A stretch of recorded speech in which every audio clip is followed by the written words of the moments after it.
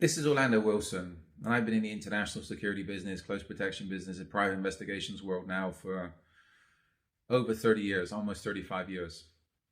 And what I tell my clients, what I tell people, students, is you stand more chance of being kidnapped and extorted than you do being assassinated. Why?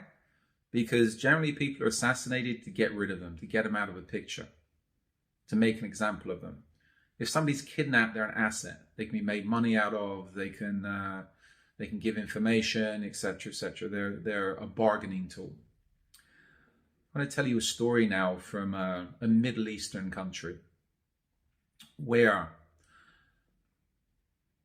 two intelligence officers from a neighboring country went into a specific area to, it's believed, to perform an assassination on a member of a recognized terrorist group.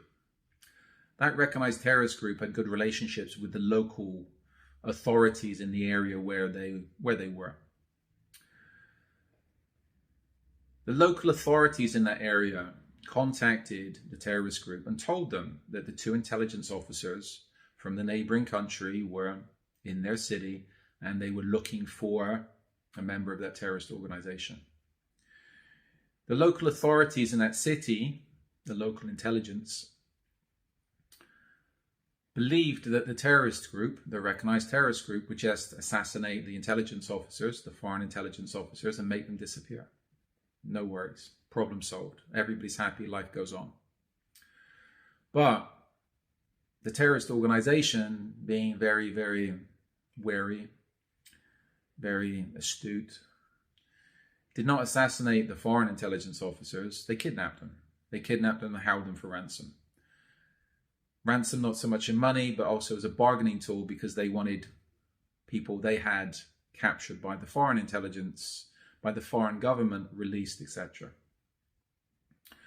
So that caused an international incident and it caused a lot of embarrassment for a lot of people.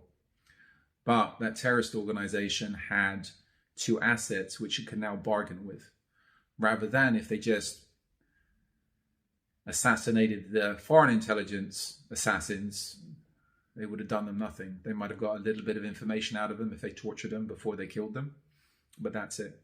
But they ended up with two assets and they caused a lot of stink, caused a major incident and a major issue for a lot of people.